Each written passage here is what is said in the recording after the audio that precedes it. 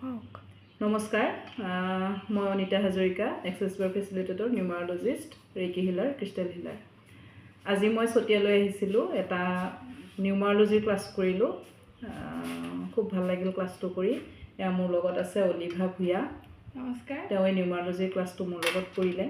প্ৰথমতে কোৱা কেনেকুৱা পালা ক্লাছটো কৰি বহুত বেছি ভাল লাগিলে মানে প্ৰথম আপোনাক লগ পোৱাৰ পৰাই মানে মোৰ এটা হেঁপাহ আছিলে আপোনাৰ ওচৰত শিকিম বুলি তো সেইটো আজি খুব সোনকালে মোৰ মানে সপোনটো পূৰণ হ'ল তাৰ বাবে আপোনাক বহুত বহুত ধন্যবাদ থেংক ইউ তোমাকো আমাৰ গুৰু হিচাপে আপুনি আমাক আগবঢ়াই নিব বুলি আমি আশা কৰিছোঁ ইয়াৰ আগতো তুমি মোৰ লগত মানি ক্লাছ এটা কৰিছিলা সেইটোৰ হেৰি ফিডবেকটো কেনেকুৱা মানি ক্লাছ ভাল ভাল ভাল সেইটো কৰাৰ পাছত মানে তোমাৰ ৰিজাল্ট পাইছোঁ আৰু মই ভাবিছোঁ আপোনাৰ মানে আশীৰ্বাদত আৰু আমি আগবাঢ়ি যাম একদম মই এইটো বিচাৰোঁ সেইটোৱেই মই যেনেকৈ আগবাঢ়িছোঁ তেনেকৈ মোৰ লগতে তোমালোককো আগবঢ়াই লৈ যাম তুমিতো এক্সেছ বাৰৰো ফেচিলিটেটৰ হৈছা নতুনকৈ ক্লাছ দিম বুলি ভাবিছা সেইটো কাৰণে বাৰু তোমাক শুভেচ্ছা জনাইছোঁ এক্সেছ বাৰত যে তুমি আহিলা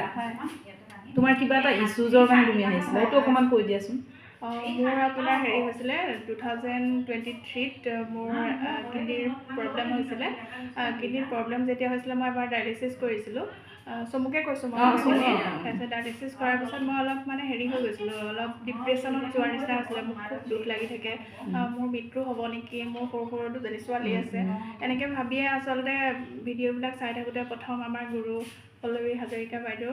আলিয়াবা তেখেতসকলৰ ওচৰত মই এক্সেছ বাৰ শিকিছিলোঁ তাৰপিছৰ পৰাই মোৰ জীৱনটো মানে সলনি হ'বলৈ ল'লে বহুতখিনি সলনি হ'ল আচলতে সেইটো কাৰণে আমি এক্সেছ বাৰক লাইফ চেঞ্জিং মডেলিটি বুলি কওঁ হয় আৰু সেই এক্সেছ বাৰ যেতিয়াৰ পৰা মই শিকিলোঁ তেতিয়াৰ পৰা মানে মোৰ লাইফটো ইমান বেছি সলনি হৈ গ'ল মই মানে আপোনাক ভাষাৰে আচলতে বৰ্ণনা কৰিবলৈ নোৱাৰি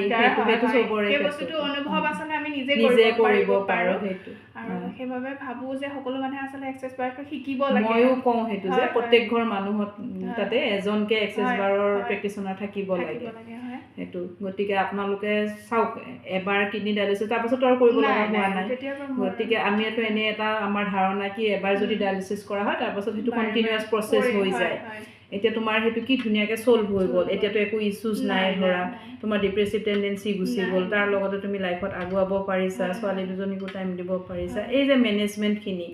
সেইখিনি আমি ক'তো পইচা দি কিনিব নোৱাৰোঁ কিন্তু সেই বস্তুবিলাক গতিকে এইটো এক্সেছ বাৰৰে ফল বুলি ক'ব লাগিব আজি এতিয়া নিউমাৰলজি তুমি শিকিলা তাৰপাছত এতিয়া মানুহৰ জীৱনত য'ত বাধা থাকে সেই বাধাবিলাক তুমি আঁতৰাব পাৰিবা সেইখিনি চাই মেলি দি আমি অতি সহজ ৰিমেডিজবিলাক ক্লাছটো কৰোঁতেতো গম পালোঁ গতিকে অতি সহজ ৰিমেডিজ দি আমি সেই মানুহৰ বাধাখিনি আঁতৰাই দিব পাৰোঁ